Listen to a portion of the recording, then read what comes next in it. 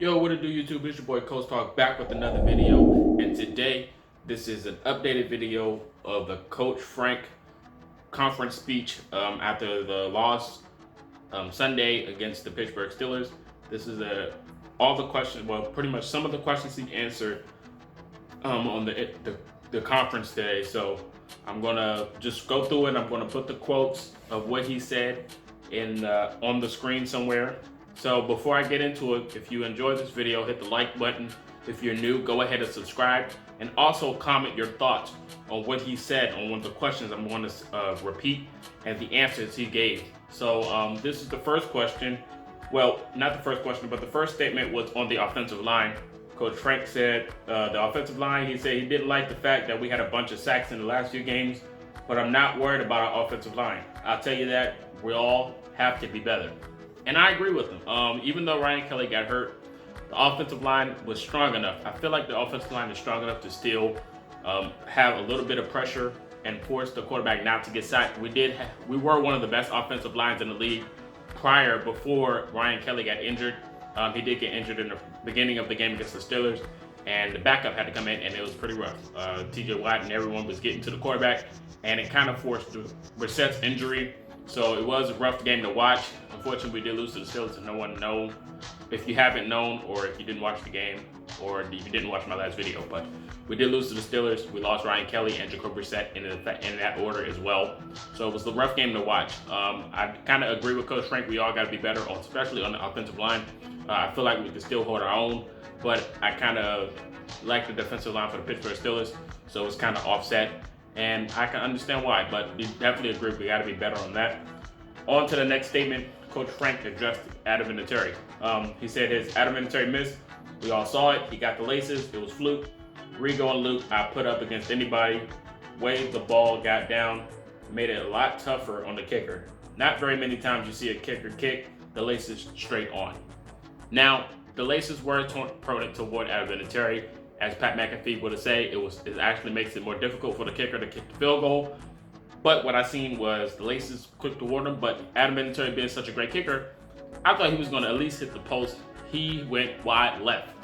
Wide left, the wind was blowing, I understand, but it went wide left. There was no person in sight but the crowd that caught the game on the ball and went home and drove home safely. Adam Vinatieri kicked a lot of grass. The laces were pointed toward him, so it just looked horrible altogether. Now, in my opinion, we shouldn't have put him in that position because he did get a field goal block earlier, and it was rough all over. Special teams was just horrible on Sunday.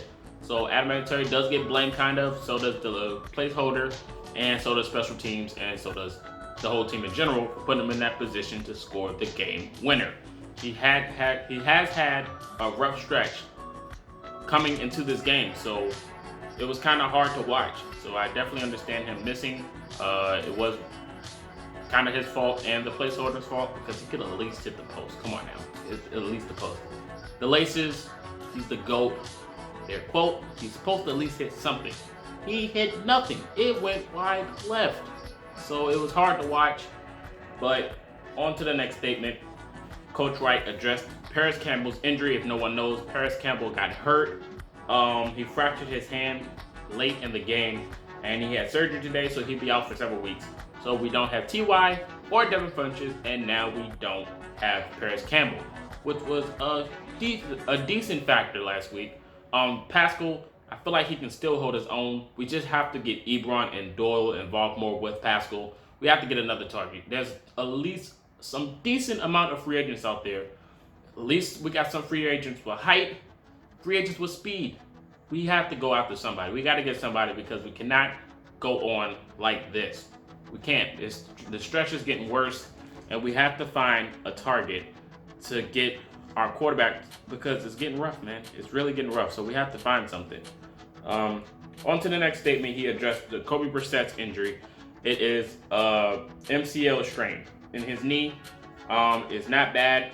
It's optimistic. He can play Sunday, but we don't want to force that. So I wouldn't want Jacoby to play on Sunday, in my opinion. So it looks like Jorge's going to play against the Dolphins. Hopefully we can pull it out. Jorge did throw 3 touchdowns, but I don't know. I just hope the Dolphins just won last week. Who knows? They might win another one, but they might tank. So I think we might win that game. But we definitely got to be better all over in the game, all together in the game as a unit. So Coach Frank said he felt pretty decent and optimistic. So who knows? He might play a few downs. I don't want him playing at all, so we'll see how that goes. And that is pretty much it on Coach Frank, but what he addressed. He hit a few points basically on the offensive line, Adam Vinatieri, Campbell, and Jacoby Brissett. So we will see how this goes. I would address Ebron's feelings after the game. He felt like he didn't really get enough touches, but he put that on social media, so that's not really nothing to talk about. That's just the player wanting the football. So, I mean, he's in his contract year. I don't see him staying with us after this year is over. But he should be thankful. He should be thankful. Eric Ebron should be thankful. We got him out of that slump in Detroit. Everybody called him a bust, and nobody thought he was good. But we turned his career around. So, I mean, we'll see how that goes. I wouldn't pay him the money. I'd just let him walk.